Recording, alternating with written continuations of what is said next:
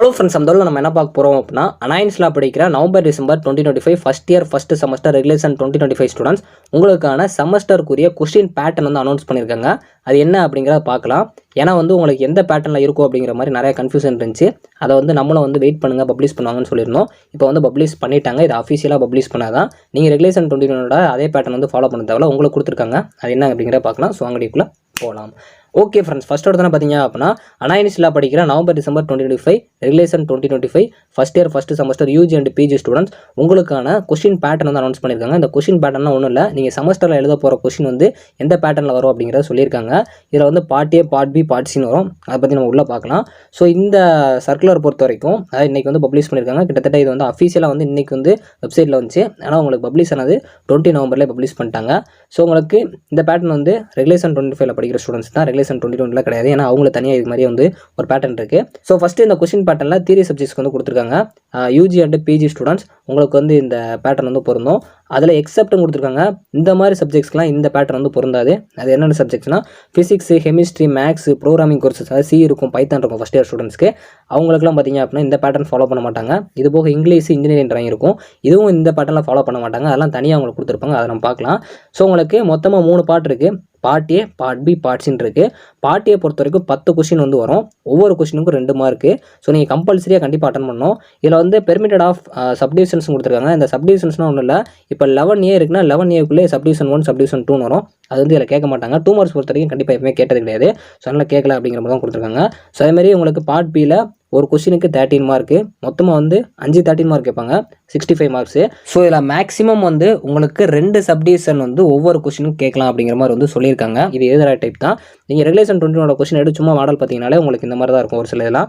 So அது part C பொறுத்த வரைக்கும் ஒரே ஒரு கொஸ்டின். அந்த கொஸ்டின் பார்த்தீங்க அப்படின்னா 15 மார்க்கு எதிராக டைப்பில் வரும். ஏதாவது ஒரு கொஸ்டின் நீங்கள் அட்டன் பண்ணுற மாதிரி இருக்கும். இதுக்கு 15 மார்க், டோட்டலாக 100 மார்க்கு. ஸோ செகண்ட் உங்களுக்கு மேக்ஸு, ஃபிசிக்ஸு, கெமிஸ்ட்ரி இந்த மாதிரி கோர்சஸ்லாம் உங்களோட செமஸ்டரில் வருது அப்படின்னாலோ, இல்லை ப்ரோக்ராமிங் பேப்பர் இருக்கும், கம்ப்யூட்டர் ப்ரோக்ராமிங்கில் சி, பைத்தான்லாம் இருக்கும் ஃபஸ்ட் இயர் ஸ்டூடெண்ட்ஸ்க்கு. அவங்களுக்கு அடுத்து தியரி கோர்சஸ், அதாவது யூஜி ஸ்டூடெண்ட்ஸ்க்கு பிஆர், பிடெக் ஸ்டூடெண்ட்ஸ்க்கு இவங்களுக்குலாம் இந்த பேட்டர்ன் தான் ஃபாலோ பண்ணுவாங்க. அது என்ன அப்படின்னா உங்களுக்கு 2 இது தான், part A, part B. Part A பொறுத்த வரைக்கும் எப்பயுமே உங்களுக்கு 10 2 மார்க் இருக்கும். ஸோ அது கம்பல்சரி அட்டன் பண்ணணும், 20 மார்க்கு. இதுக்கு சப்டிவிஷன்ஸ் கிடையாது. இது போக உங்களுக்கு 5 16 மார்க் கேட்குறாங்க பார்ட் பியில். ஸோ ஒரு கொஸ்டினுக்கு 16 மார்க்கு எதிராக டைப்பில் தான் வரும். ஸோ அடுத்து உங்களுக்கு பிடெஸ்க்கு, பிஆர்க்கு ஸ்டூடெண்ட்ஸு, அது போக பிஇ, பிடெக்கில் படிக்கிற ஸ்டூடெண்ட்ஸ் இங்கிலீஷ் சப்ஜெக்டாக ஒரு சப்ஜெக்ட் இருக்கும். இங்கிலீஷாக உங்களுக்கு ஒரு சப்ஜெக்டாக வருது அப்படின்னா அவங்களுக்கும் கொடுத்துருக்காங்க. இதில் மொத்தம் 2 part, part A, part B. Part A பொறுத்த வரைக்கும் நார்மலாக உங்களுக்கு 10 2 மார்க் கேட்பாங்க, கம்பல்சரி நீங்கள் அட்டன் பண்ணுற மாதிரி இருக்கும். இதில் சப்டிவிஷன்ஸ்லாம் வராது. ஸோ உங்களுக்கு 20 மார்க்ஸு. ஸோ இது போக பார்ட் பி பொறுத்த வரைக்கும் 5 16 மார்க்கு. இதில் கொஸ்டின் நம்பர் 11 கம்பல்சரி, இது சாய்ஸ்லாம் கிடையாது. நீங்கள் 11 கண்டிப்பாக அட்டன் பண்ணணும். ஸோ அதில் 12லேருந்து 15 வரைக்கும் பார்த்தீங்க அப்படின்னா எதிராக சாய்ஸில் இருக்கும். டோட்டலாக 80 மார்க்கு. ஸோ அந்த அண்டர்ஸ்டாண்டிங், ரிமெம்பரிங்ஸ்னால் என்னங்கிறத நான் இன்றைக்கி தான் ஒரு வீடியோ போட்டுப்பேன், பார்த்துக்கோங்க. ஸோ அடுத்த question pattern for engineering drawings, அதாவது சிவில் டிபார்ட்மெண்ட்டுக்கு உங்களுக்கு நார்மலாக இன்ஜினியரிங் கிராஃபிக்ஸ் ரெகுலேஷன் 21 இருக்கிற அதே ஃபார்மேட் மாதிரி தான். ஸோ மொத்தம் 5 கொஸ்டின் கொடுப்பாங்க. ஒரே ஒரு பார்ட் தான், பார்ட் ஏ மட்டும்தான். ஸோ இதில் 5 கொஸ்டின் இருக்கும். ஒரு கொஸ்டினுக்கு 20 மார்க்கு எதிராக டைப்பில் தான் இருக்கும். இதில் சப்டிவிஷன்லாம் வராது.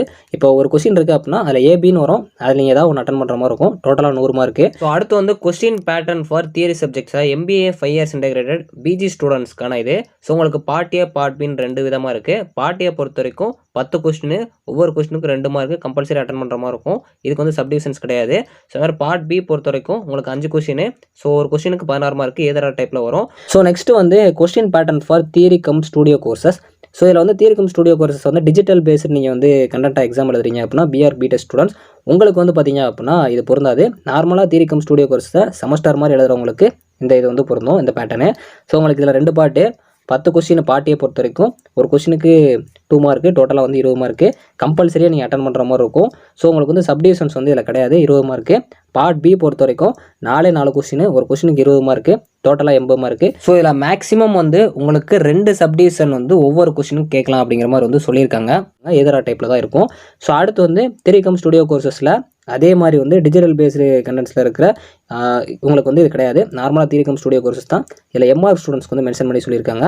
மேலே பார்த்தது யூஜி ஸ்டூடெண்ட்ஸ்க்கு, இது கீழே பிஜி ஸ்டூடெண்ட்ஸ்க்கு.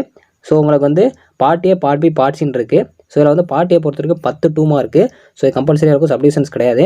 பார்ட் பி பொறுத்த வரைக்கும் 5 கொஸ்டின், மொத்தமாக உங்களுக்கு ஒரு கொஸ்டினுக்கு 13 மார்க்கு. ஸோ டோட்டலாக 5 × 13 போட்டிங்கன்னா 65 மார்க்கு. ஸோ இதில் மேக்ஸிமம் வந்து உங்களுக்கு 2 சப்டிவிஷன் வந்து ஒவ்வொரு கொஸ்டினும் கேட்கலாம் அப்படிங்கிற மாதிரி வந்து சொல்லியிருக்காங்க. அதுக்கப்புறம் வந்து பார்ட் சியை பொறுத்த வரைக்கும் ஒரே ஒரு கொஸ்டின் உங்களுக்கு 15 மார்க்கு எதிராக டைப் வரும்.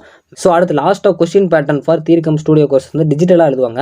அதாவது டிஜிட்டல் பேஸ்டு கண்டென்ட், அதாவது பிஆருக்கு, பிடெஸ்க்கு, எம்ஆர்க்கு ஸ்டூடெண்ட்ஸாக யூஜி பிஜி உங்களுக்கு பார்த்தீங்க அப்படின்னா மேலே வந்து கொடுத்துருந்தது வந்து டிஜிட்டலாக எழுதுனவங்களுக்கு கிடையாது. இது வந்து டிஜிட்டல் பேட்டர்ன். அதாவது வந்து நீங்கள் வந்து கம்ப்யூட்டர் பேஸில் எழுதுவீங்க. உங்களுக்கு பார்ட்டியை பொறுத்த வரைக்கும் 10 கொஸ்டின். ஸோ டோட்டலாக வந்து ஒவ்வொரு கொஸ்டினுக்கு 2 மார்க்கு. கம்பல்சரி எழுதுற மார்க்கு சப்டிவிஷன்ஸ் கிடையாது. 20 மார்க்கு. பார்ட் பி பொறுத்த வரைக்கும் 2 கொஸ்டின். ஒரு கொஸ்டினுக்கு 15 மார்க்கு எதிராக டைப்பில் தான் வரும். ஸோ இதில் மேக்ஸிமம் வந்து உங்களுக்கு 2 சப்டிவிஷன் வந்து ஒவ்வொரு கொஸ்டினும் கேட்கலாம் அப்படிங்கிற மாதிரி வந்து சொல்லியிருக்காங்க. 2 × 15 30 மார்க்கு. பார்ட் சி பொறுத்த வரைக்கும் ஒரே ஒரு கொஸ்டின் தான். ஸோ உங்களுக்கு மார்க்ஸ் பொறுத்த வரைக்கும் ஒரு கொஸ்டினுக்கு 50 மார்க் கம்பல்சரி அட்டன் பண்ணணும். இதுக்கு வந்து சப்டிவிஷன்ஸ் அதாவது சப்டிவிஷன் கிடையாது அப்படிங்கிற மாதிரி சொல்லியிருக்காங்க. ஸோ கீழே நோட்ஸ் கொடுத்துருக்காங்க. என்ன கொடுத்துருக்காங்க அப்படின்னா பார்ட் பி பார்ட் சி பொறுத்த வரைக்கும் நீங்கள் வந்து ப்ராக்டிக்கலாக கம்ப்யூட்டர் பேஸ்டு அதாவது ரன் பண்ணுற மாதிரி இருக்கும். அதை கடைசி நீங்கள் அவுட்புட்டோ நீங்கள் பிரிண்ட் அவுட் எடுத்து காட்டுற மாதிரி இருக்கணும். ரெண்டாவது பார்த்தீங்க அப்படின்னா கொஸ்டின்ஸில் டிராயிங்ஸ் இமேஜஸ்லாம் இருக்குது அப்படின்னா நீங்கள் அதை அட்டன் பண்ணுறப்போ இன்டர்நெட்டோ இல்லை வேறு ஏதாச்சும் டவுன்லோட் பண்ணிலாம் வந்து பண்ணக்கூடாது. டேரெக்டாக நீங்கள் எக்ஸாம் அப்போ அதை நீங்கள் வந்து பண்ணி காட்டுற மாதிரி தான் இருக்கணும்.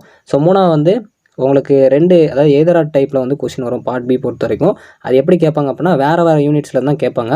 இப்போ 11AB இருக்குன்னா அது வேறு யூனிட்ஸ்லேருந்து வரும். ஆனால் உங்களுக்கு எல்லா யூனிட்ஸுமே வந்து அதில் வந்து பொருந்திருக்கும் 4 கொஸ்டின்லையுமே அப்படிங்கிற மாதிரி சொல்லியிருக்காங்க. பார்ட் சி பொறுத்த வரைக்கும் உங்களுக்கு வந்து எல்லா யூனிட்ஸ்லேருந்து கேட்கலாம் அப்படிங்கிற மாதிரி சொல்லியிருக்காங்க.